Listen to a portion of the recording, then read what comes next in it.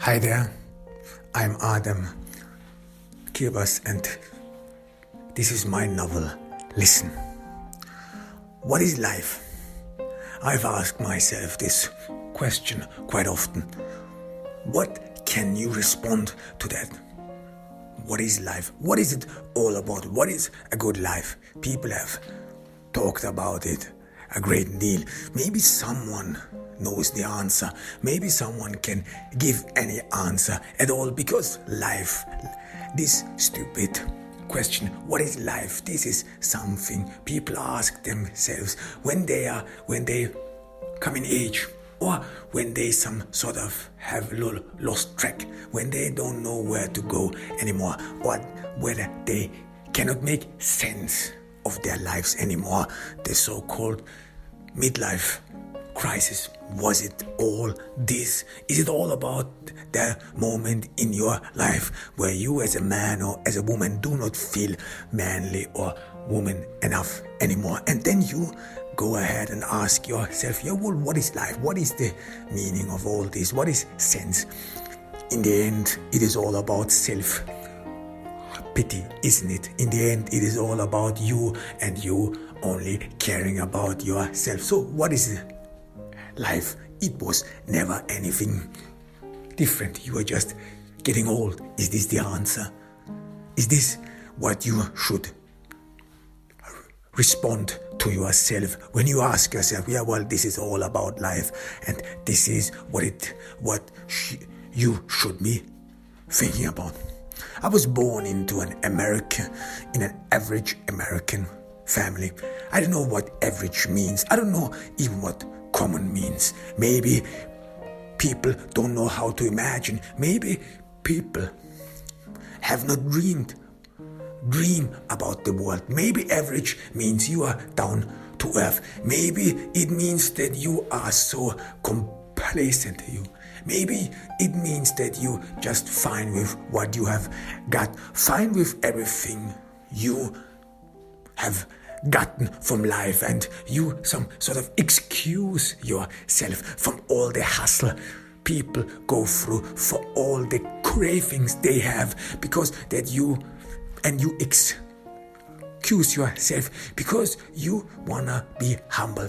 Maybe it is all about that's average. You are not fancy. You're not striving of everything neat, chic, or whatever you have it. No, you are just down to earth. Maybe you are just unimaginative. Maybe you are just boring. I always thought with average, whenever someone talked about average or common, I found it some sort of a dilapidated word. I always perceived it as a word which is some sort of striking, which is in a way despicable. You did good. You did average. You are average. I always imagined that the word average just means that you have no imagination at all. And I always thought that the driving force in our society, the driving force of humanity, is their imagination. That you can dream of a world, that is beyond your real existence, and that you see yourself in this world that is beyond the current existence. That you have foresight, and for this you have to be above average. For this you have to go beyond what people call average. What my parents were average. They did not think about the world. They did not think beyond their pond. Their world in their small sphere, confined to a small place, gave them every meaning what they wanted in life. They did not crave for more. I don't know. I've never asked them why, but they were happy as they are. In my youth, I looked at this complacency with contempt. I always said to myself, these people, they have given up on themselves. They have never dreamed about the world, because maybe they are just all scared. Maybe it is all about this fear. And I, as a young man, what do I have to fear of? I'm strong, I'm willing, I am ambitious. This is how I thought. And later on in life, I always thought then that maybe my parents, they were happy ones. If you think about life as if you have already everything, as you should be happy with what you got, and if you can really sort of satisfy yourself, satisfy your meaning and your craving, that what you already have is sufficient, is enough.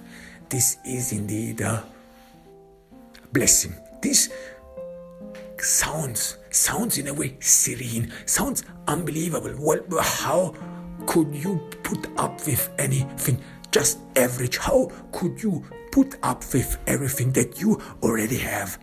And this, imagine, without having to fear that you could lose it all, that it could sweep out of your hands. And then what happens then? What will come of me? Maybe my parents were right after all. You had to be happy, or you had to be sufficient with all you have. I don't know whether my parents lived their lives according to plan or not, but I was the only boy. I was the only child. They did not want more. Probably I was already a handful. I don't know, but my parents, they never beat me or something. No, I was never subjected to abuse, at least not at the hand of my parents, and the rest I don't remember. Maybe my parents, they did not care enough. Love hurts, some say, and if you care for someone more, and if you really wanna care, which means then to possess someone, to control all his thoughts, all his movements, and to control where they go, you care, you have a certain kind of care for this person, especially when this person strays from your path, especially when you think that you some sort of lose this person, when it runs off, or that you cannot hold the lashes tight anymore, when you some sort of feel that this person slips out of your hand, you feel some sort of a special bond to this person, some sort of need that this person has to be around you by any means necessary, that you want this person around you. Maybe this was all missing with my parents. Maybe they did not feel or care about me at all. Well, I don't know. But one thing I know, this was about the preachers. They always preached me that I should accomplish something in my life. But even though they were just average, and even though for me they were one of the two unimaginative parents I ever had or I ever saw, yet they could talk a great deal about how one should accomplish something, as if someone who has failed in life gives you lessons about what you should do in life. Maybe they are great teachers. Maybe they really can help you to figure things out, can help you to move beyond the boundaries about your mind, because this is what life is as well, to surpass and overcome boundaries, to go beyond what is here in reality, to strive for something that is beyond, out of your sight, only in your head, in your imagination. Well, I did not go to college. I did not see myself in college. Or maybe I did not have the strength to go to college. I don't know. I kinda didn't feel myself like it. I couldn't just move somewhere. I couldn't just sit my ass off in a classroom and barely scrape by. I didn't want to pay a lot of tuition fees for something I'm not sure would ever help me to become anything. And of course, I didn't know the person who I was. I didn't know myself, and I thought to myself, firstly, I have to figure out myself, because before I somehow felt that all my life I had felt some sort of a dullness, some sort of a shallow dullness. And when I became an adult, I felt that I have in a way woken up of it, that this dullness, this deafening mutiny of my youth, that I have some sort of in a way survived it. I don't know what I have survived. I didn't know what I had survived. I had no clue, whatever. But I some sort of felt that my youth, this is something over, and going to college and craving a college degree would be something of my youth. It has nothing to do with adulthood. It has nothing to do with planning and molding your own life. I just couldn't get there. I just couldn't get back in my youth, and this is what college kinda felt like, to go back in time, to still pretend that you are this boy, this lad from the past. This message, this determination came to a shock for my parents. They thought I had lost my mind. They thought, and this is what many parents say, that I was under bad influence, that I had probably met someone or some people, evil folk. And my parents talked about a great deal about friends, and that friends, they betray you, and friends, they mean nothing, and in this world you have no one but your own. I swear to God, this is probably one of the best advices my parents ever gave me, that you do not have any friends in your life. And later I would find out that this is true. You are alone in this world. You are an island, and you are going to die on an island. But nothing they said could change my mind. For me, it was an incontrovertible fact. I do not belong in a college. I'm an adult, and I'm no boy anymore. I'm not this dull boy anymore. So, and my parents, they wanted to force my hand. They wanted to push me to do anything, to go to college, and they said to me, either I go to college or I move out. And I understood that I had to get myself a job. And I tried a lot of things. I worked everywhere until to the point when I saw that help was wanted in a real estate company. Morgan, Stanley and Finch. I had no idea how to sell things. When I saw this announcement that in the newspaper, it was a local rag, no one really read, and Stanley and Morgan Stanley and Finch, despite the fact, saw it worth to announce that they were looking after someone, a new help, a new apprentice. I was actually thrilled. Despite the fact that I did not know anything at all about selling and not even selling a house, what is real estate. I didn't even had a clue what really a real estate agent does. I just thought about, you sell stuff. This is something I googled fastly, and I even managed to grasp what real estate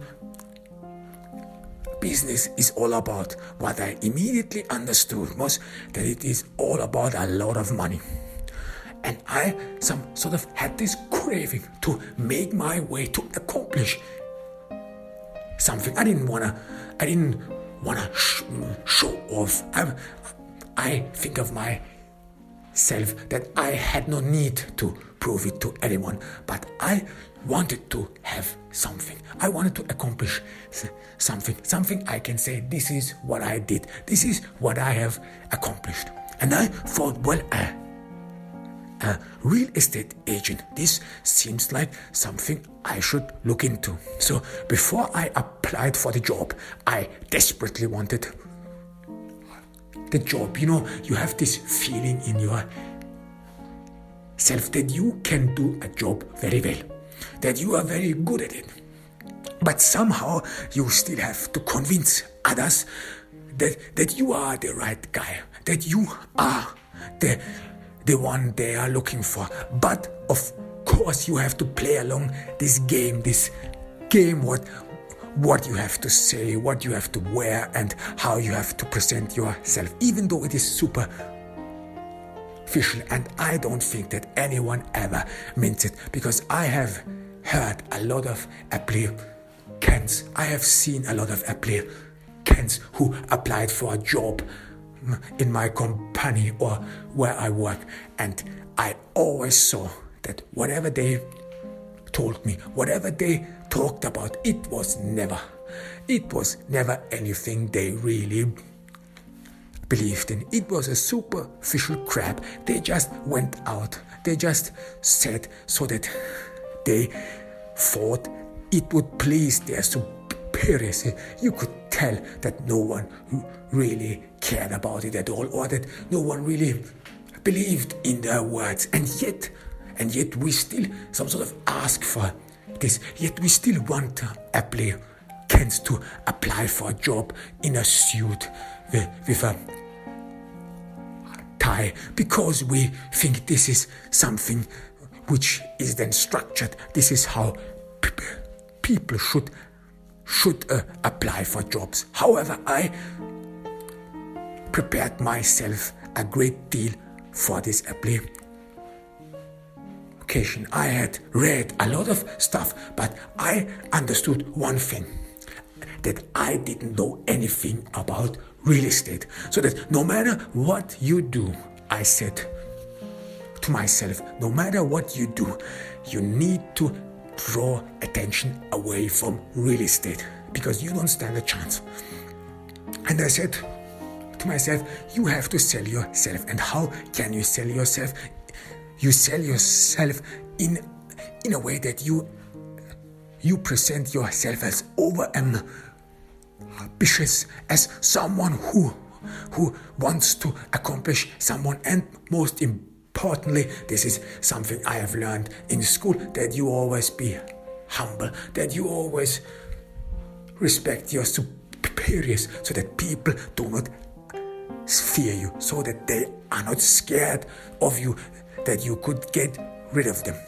So I went in there, Morgan Stanley and Finch. I talked a great deal about what I wanna become. I talked a great deal about how I identify myself with this company, and I talked a lot about what great stuff would come about and how they would profit from me.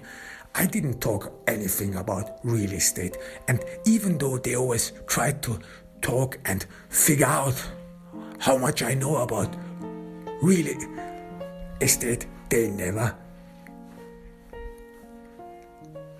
pressed me on that. And I got the job. They were not sure, of course. I had no prior knowledge, and I had never really worked anywhere.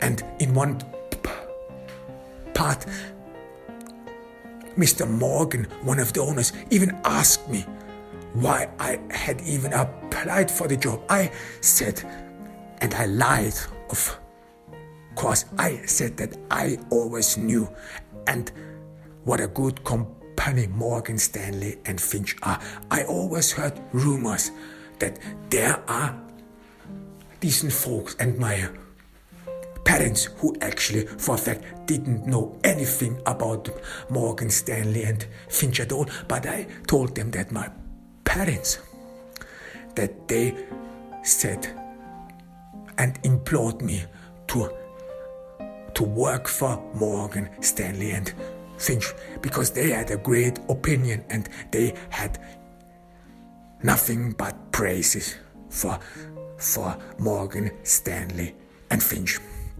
And they believed me. And I even saw that Mr. Morgan was flattered. He liked to have this certain perception of him. He liked to be considered as a good man. He wanted to be perceived in a certain way. He had an imagination of himself, despite the fact people knew of him that he was a crook. This is what everyone actually said about Morgan Stanley and Finch, that the company does or did some shady businesses, and maybe organized crime is in a way with them in bad. However, yet still you could flatter them in making them believe that outside those office walls, people actually do not think of them as negative or as someone they look down on, but as valuable members of a community. I was a born salesman. I was a born salesman because I understood that you do not sell people a product. This is nonsense. Look at the make-up industry. Look at the ad industry. People do not need things. Women do not need makeup.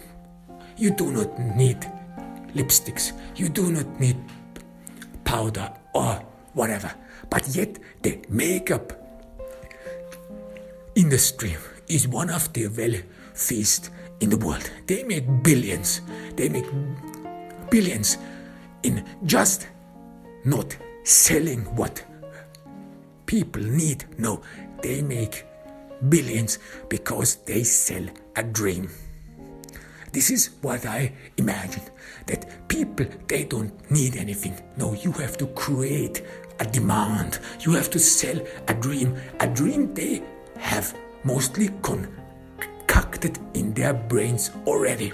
Why? Because people have a certain opinion of themselves. They see themselves in a certain light. If a man or a woman looks into the mirror, he or she never sees themselves in a very real way. No, they have always an imagination and the belief of themselves, and they try all their lives that other people see their imagined selves, see this alter ego, and this is what all we are striving for. I pretty much noticed this early on. We have an imaginative self of ourselves, something we think is praiseworthy, is beyond average, is something unique. And all we are trying to do is either with makeup or with buying expensive cars or buying luxury, is that we let people see that we are the special person we have imagined ourselves already. This is all what it is all about. And I understood that if you want to sell a home, you don't talk about the necessity that you need a roof above your head. Because if you think that way, you could sell any home, even the cheap one. You would destroy your own business. No, you have to sell this people.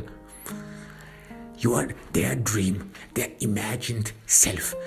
A sale is never about an object. A sale is never about a pen. A sale is about a person, about your customer and his imagination of himself. You never talk about a product, only in the end when it comes to close the deal. So if you want to sell a pen, you do not talk about the pen. It is not about the pen. The pen is crap. It never helped anyone, and you will not get rich in selling 50-cent pens. Never. The only alternative you will have is to become a crook. And I became very successful. I could make people believe and dream that when they buy a home, when they buy an extraordinary home, when they buy an expensive home, that they come step by step closer to their dream.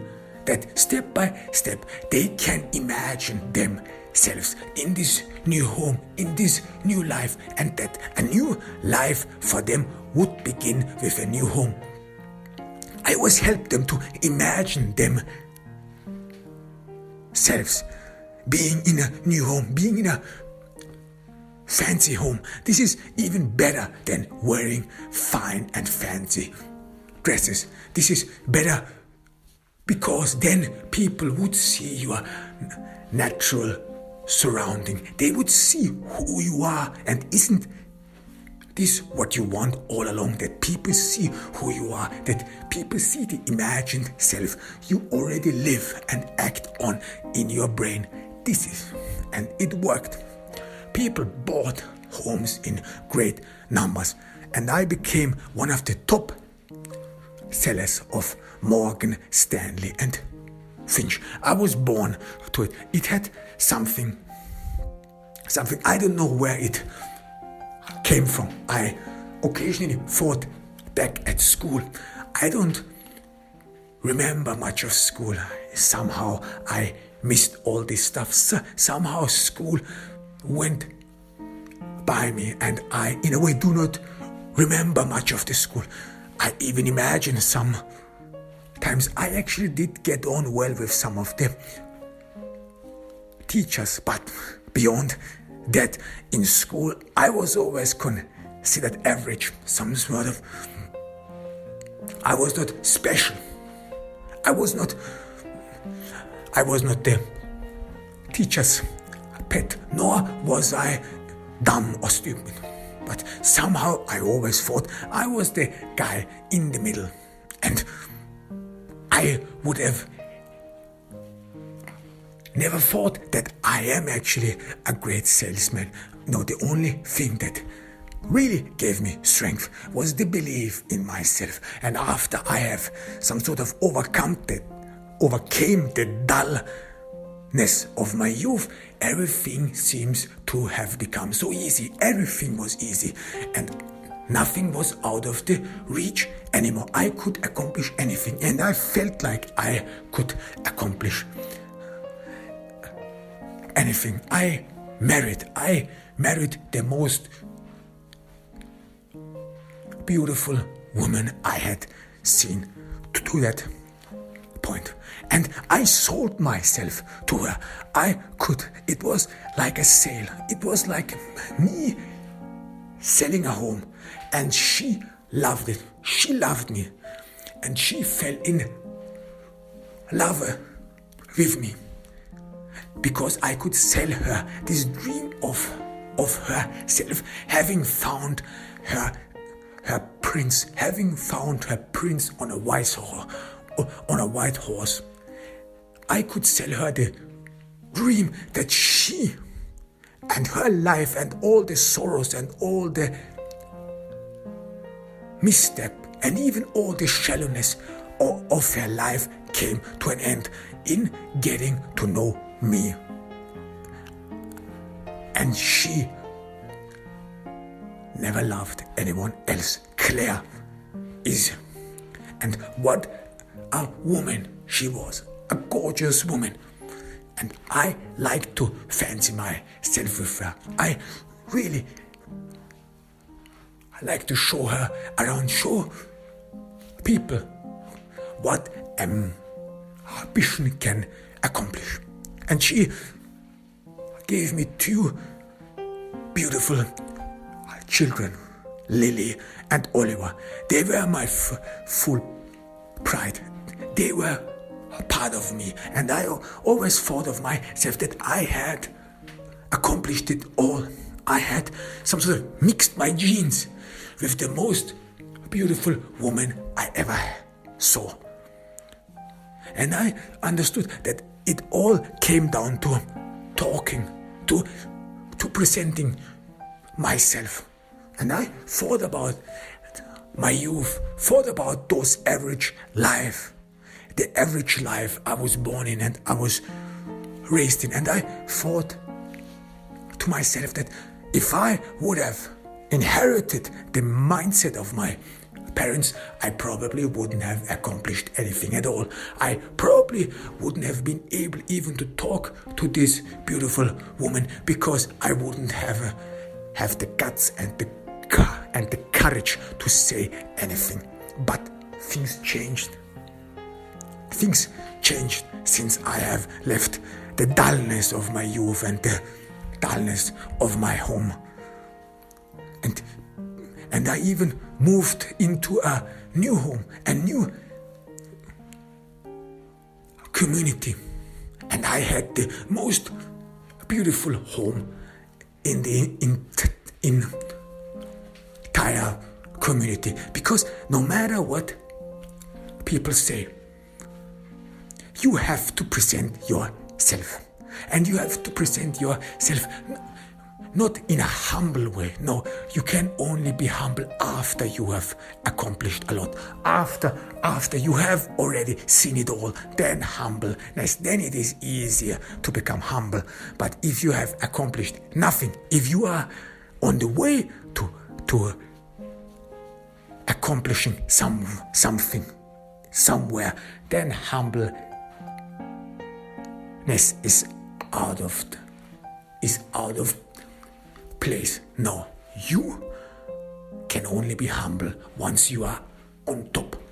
However, no matter whether you are humble, humbleness is all about your behavior.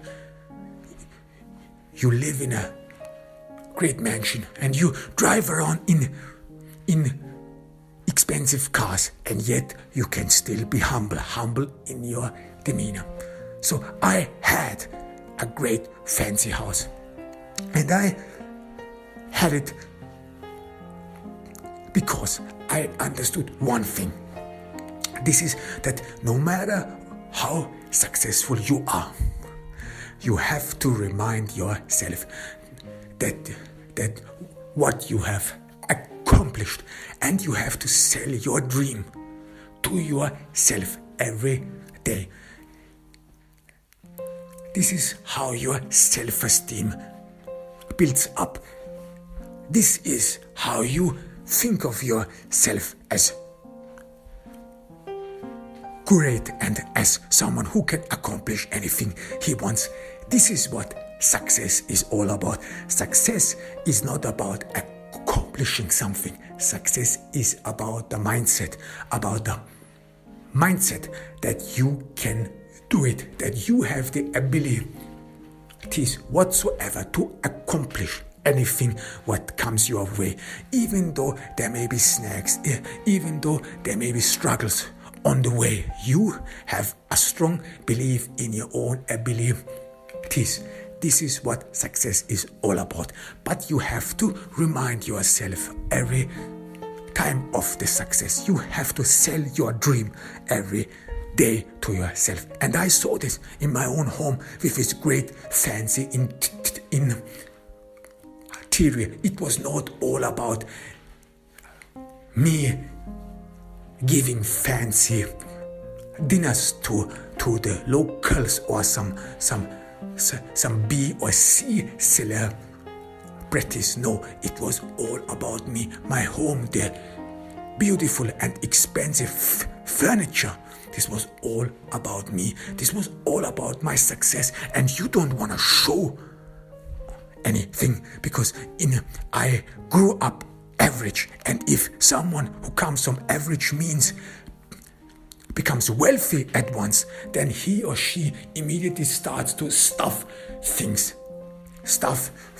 full, because this is what we imagine and think about being wealthy, that you possess a lot of stuff, that you can say about a lot of stuff that it is yours. This is how average people think. This is how poor people think, that wealth would be all about owning something and not about imagination, not about something you can think beyond reality. So your home, your car, your social standing, that must not necessarily reflect that you own a lot of stuff. No, it must reflect that you have a lot of imagination, that you have a lot of thoughts, and that all the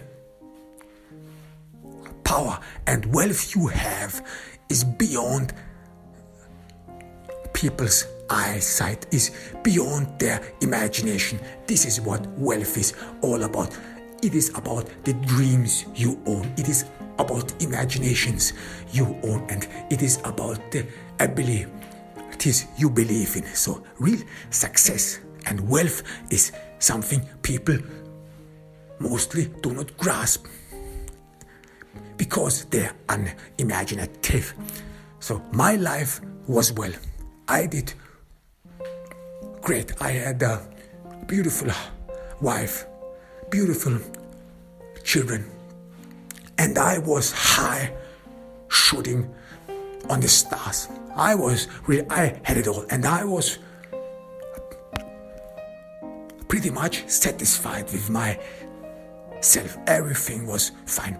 But then things started to deteriorate. Everything fell apart.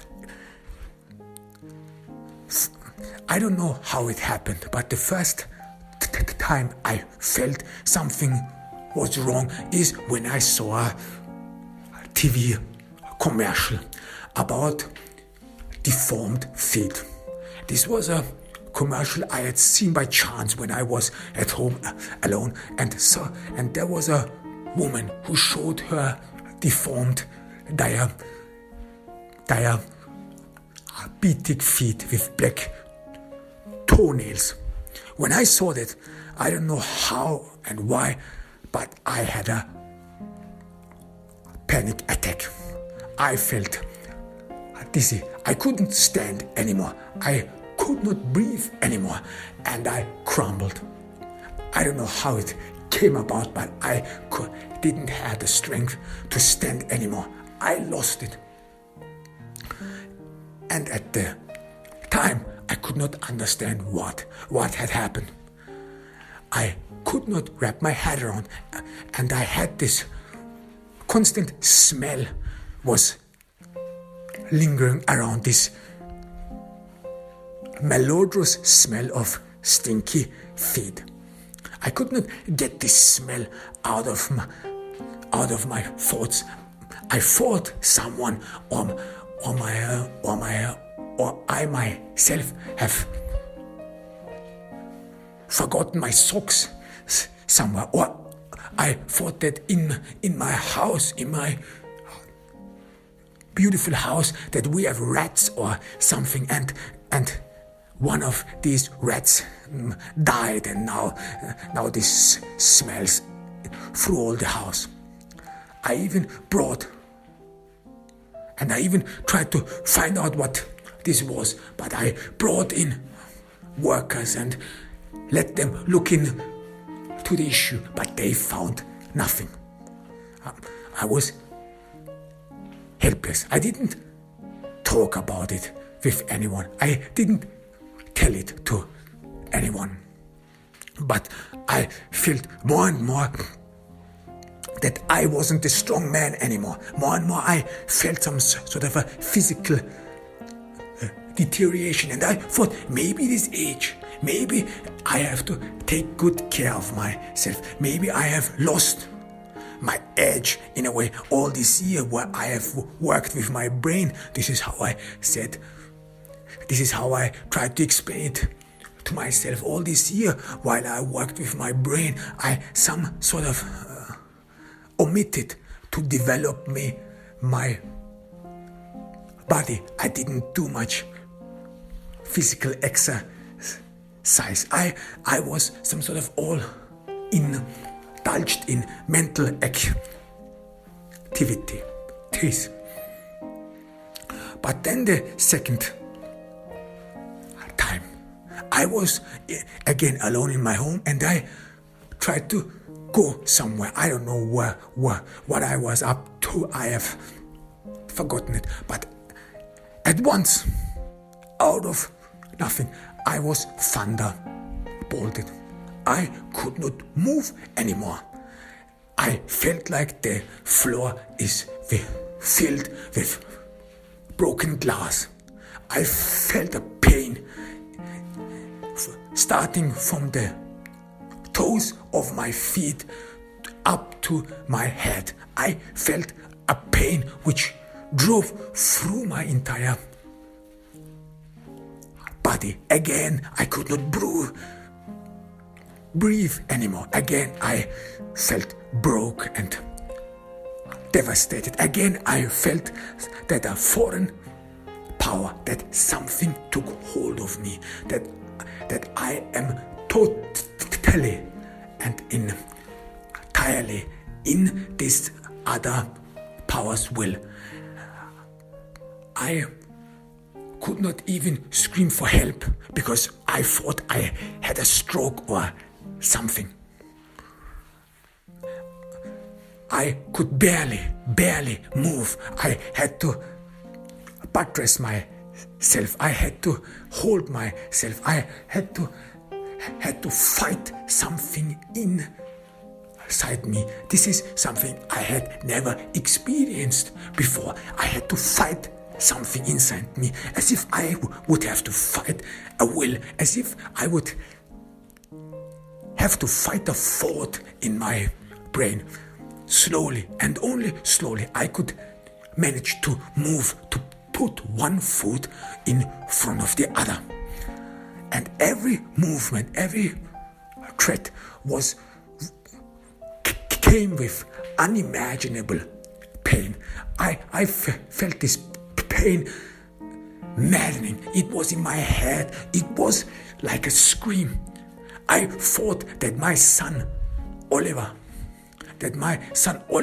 was the one who was screaming. I thought that something had happened to him, and I could not move to see what happened, to check what happened. I thought he had hurt himself. Maybe it was his feet.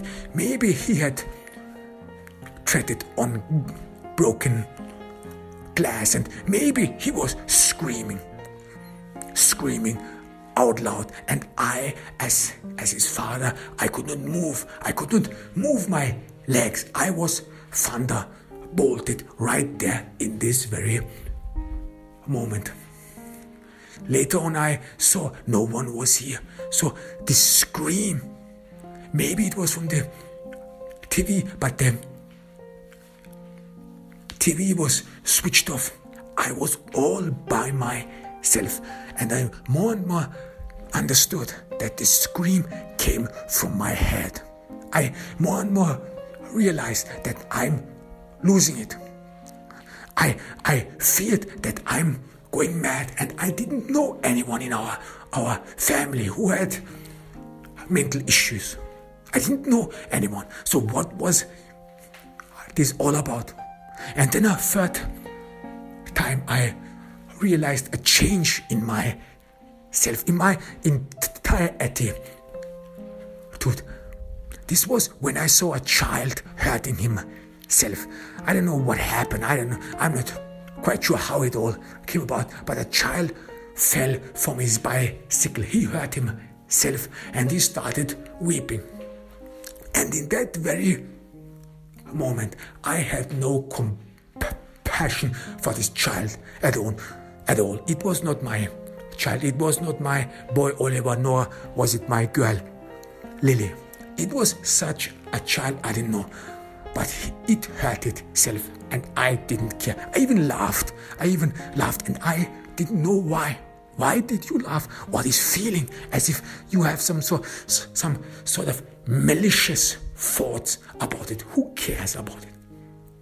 I more and more realized that my mind and my thoughts are wandering and swaying into dark paths. Something was happening with me, but I did not know why. I couldn't wrap my head around. Maybe I thought to myself, it is because of your average home, because of your average childhood, and because you have never learned to dream, because you have never learned to prepare yourself for success, because it was nothing someone could imagine. I had the most fanciest house in the community. I had a beautiful wife. I had money, and I was the best salesman who ever worked for Morgan Stanley and Finch. Maybe I thought to myself, this is all about fear. This is something I heard about. People who are afraid of being successful, people who cannot deal with success, who think that the more they get, the more they allocate, and the more they garner, the easier they will lose it all. Maybe I said to myself, because I did not go to college, I think or assume that I wouldn't have deserved all of this. Something was happening with me. But I tried to make business as usual. This is what I always do. But even in the office, and I always liked to go into the office because people looked at me as a god, as if I would be someone special. Even the owners looked at me as someone extraordinary. I liked people's gazes. I liked when they looked at me as if I would be a non-human entity. And I liked when they, and even some, stared at me in envy because they wanted to have the success I had. And I was always humble. I always tried to be the nice guy, the guy who is down to earth, the guy whom success has not spoiled, but inside, deep inside, I enjoyed it. But more and more I became distressed in the office, especially with some people in the office. I don't know why and I don't know how, but I somehow wanted to punch them in their faces. I had this thought, and before that I had never had these notions that I want to just hurt someone. I never thought as if it would be necessary, because I always thought of myself as if I would be a great orator. No matter what it is, I can talk everything out of it. I can convince everyone to subjugate themselves to my will. This is how confident I was. But then more and more people started to bother me. I had a secretary Terry, Lisa. She had a mental impairment. She was a little bit slow. I hired her not because she had any qualifications whatsoever. No, I hired her in order to make people, especially customers who came inside my office and who wanted to talk to me, I should then see Lisa, this woman with this impairment who struggles even to write one goddamn business letter without spelling mistakes. I hired her so that people might think that I'm some sort of a guy who cares for other people, who is not interested in money, or is not interested in anything shiny and superficial. Someone who is interested in the human, in the good nature, in good. Of course, Lisa is a bait, and she was never anything other than a bait. Despite the fact that I had my doubts in the beginning, she had some sort of worked her way around her impairment and had become, let's say, pretty much self-sufficient secretary. But more and more, and with my mental state declining more and more, I started to hate her. I started to regret the moment when I hired her. I said to myself, this slow, dumb woman starts to annoy me. And she really started to annoy me. I couldn't garner patience anymore. Before that, I always had to correct her. I always had to correct her own spelling mistakes, despite the fact that it was her job. But more and more it started to annoy me. It started to infuriate me. And I imagined, in a way, just to slapping her, just to beat the shit out of her. And these were thoughts I didn't had before. I did not know how they came about. And the second person who made me mad was Marvin. Marvin was one of the younger generations. He started in the real estate business very recently, but he was a bad salesman. He was a shallow little moron. He was more interested with his looks than with accomplishing anything. He would only talk about, during his sale, he would only talk about how important it would be to have a roof about your head. This is one of the stupidest questions I have and answers I have ever seen. What a stupid statement. And even though I told him many times how to sell something, he would just not listen. He would not care. And then again, once there was a time when I accompanied him to a sale more and more, and heard the crap he was talking and trying to pinch the home. More and more I got infuriated with him. And I imagined some sort of him cuffing to a chair and then just slowly and gradually beating the shit of him, so that blood flows out of him just to see his face. I didn't know how these thoughts came about, but I just wanted to see his face, how it is distorted in pain, how he sees me, watches me, and sees me in a different light. I wanted him to see the person, the one with these thoughts, the one who is entirely different, the one who does not care about him anymore, and the one whom he never expect to be. I wanted to see myself, that he sees me in a new light, as the person I have been hiding all along.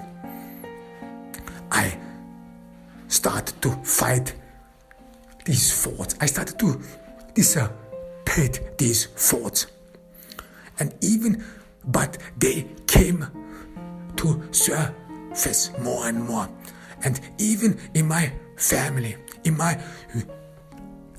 with my beautiful wife and my beautiful children, I was not blissful anymore. I could not enjoy their company anymore. More and more I felt like that my wife and this life that was chosen was actually not really mine, as if it was forced upon me, as if I had lived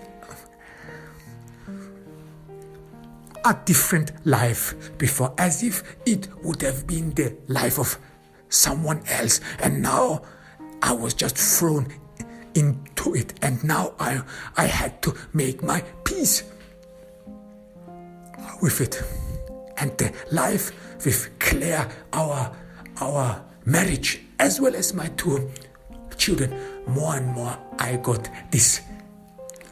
dissatisfied with them. More and more I realized that the life I live and the home I live in, the furniture and all those fancy stuffs I bought, they do not represent me at all.